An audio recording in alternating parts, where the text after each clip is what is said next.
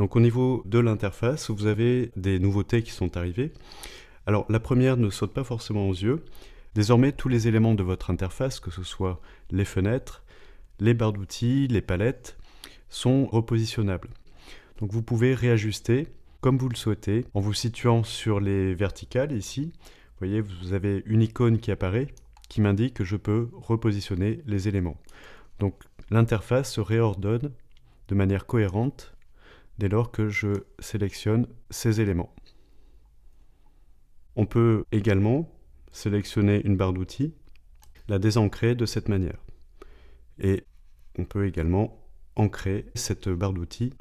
Vous attendez le retour visuel, vous avez un cadre gris qui apparaît, et selon la disposition, voici, donc là je vais pouvoir repositionner ma barre d'outils. On est ainsi sûr que notre interface est parfaitement rangée. La deuxième chose, au niveau de l'interface, vous avez l'apparition maintenant des onglets. Ceci va vous permettre de naviguer parmi votre projet. Vous pouvez effectivement accéder aux différentes vues et fenêtres, alors que ce soit des vues 3D. Là ici, il s'agit bien d'une vue 3D. Hop, voilà. Plan de projet, des présentations. Vous pouvez de cette manière naviguer parmi ces onglets. Alors ces onglets peuvent être repositionnables, vous pouvez simplement les déplacer comme ceci. Voilà, donc ça vous évite d'aller chercher vos vues dans le navigateur, vous les avez à portée de main ici.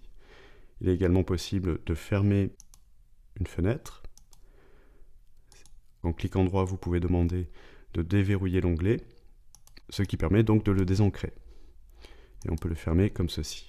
Si par exemple vous avez réorienter votre modèle ou modifier quelque chose dans l'affichage, vous pouvez revenir automatiquement à la vue initiale en double-cliquant sur l'onglet.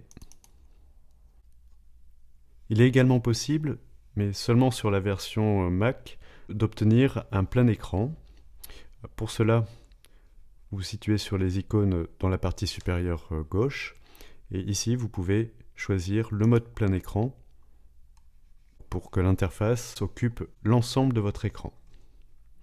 Et donc on peut rechanger cela, donc simplement en déplaçant la souris dans la partie supérieure et en recliquant sur la troisième icône.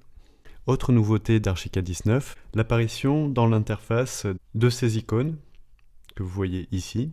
En fait, ce sont des réserves de guides que vous pouvez utiliser à tout moment. Alors si ceux-ci ne sont pas affichés, vous devez aller dans les outils, vous cliquez sur Ligne Guide ici, de manière à les voir s'afficher à l'écran. Ceci marche en 2D, donc là je me mets sur une vue de rez-de-chaussée. Donc vous pouvez désormais sortir des guides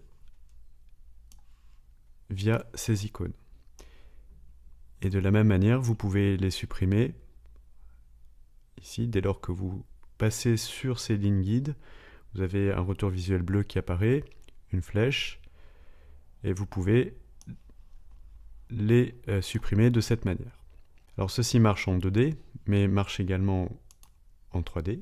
Donc je vais orienter le bâtiment, je quitte le mode orbite, et je sélectionne mes guides. Voilà. Donc je vais pouvoir positionner à n'importe quel endroit, que ce soit en 2D ou 3D, des lignes guides comme aide de dessin. Ces lignes guides, vous pouvez les supprimer donc en déroulant le menu. Donc ça ne change pas par rapport aux anciennes versions. Voilà, supprimer toutes les lignes guides ou effacer une à une les lignes guides. Je double-clique sur mon plan pour revenir en vue de dessus. Alors ces lignes guides, donc ce n'est pas réellement une nouveauté, mais une amélioration. En revanche, vous avez une nouveauté qui est très intéressante, les guides d'attraction. Dès lors que vous cochez cette icône-ci, donc guide et point d'attraction, vous vérifiez bien que ceci est coché. Alors je vais me mettre en vue de rez-de-chaussée, je vais supprimer toutes les lignes guides. Voilà. Donc vous allez obtenir des guides d'attraction qui, eux, à la différence des lignes guides, sont temporaires. Ils vont vous apporter une aide précieuse dans le dessin, dans la mesure où, lorsque vous allez montrer certains points, vous voyez, vous avez des retours visuels. ici qui m'indique que je vais prendre des références sur ces lignes chaudes, sur ces points chauds, et surtout, je vais pouvoir, sans cliquer, me déplacer donc, par rapport à un point de référence, et je vais pouvoir entrer une valeur, donc une distance, pour pouvoir commencer un élément à une distance donnée.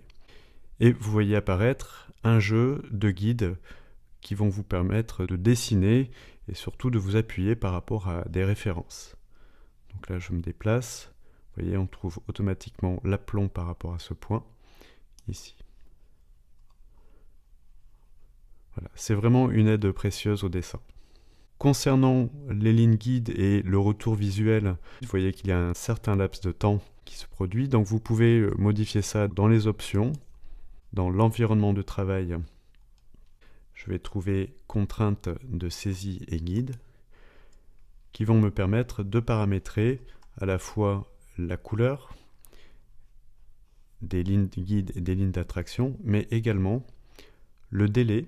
Donc ici, pour un meilleur confort, vous pouvez réduire le temps de réponse ici. Donc les lignes guides sont des repères permanents et les guides d'attraction, eux, sont des repères temporaires qui apparaissent au moment où vous effectuez votre dessin.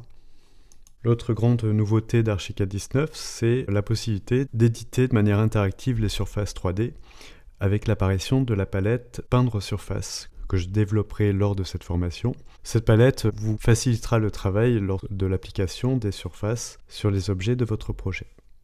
L'une des avancées majeures d'Archicad 19 est qu'il est désormais basé sur une technologie 64 bits multicœur en tâche de fond. Grâce à cela, Archicad 19 tire pleinement parti des capacités des ordinateurs. Il anticipe, il prépare vos prochaines opérations en tâche de fond, et cette anticipation accroît considérablement la réactivité de votre application.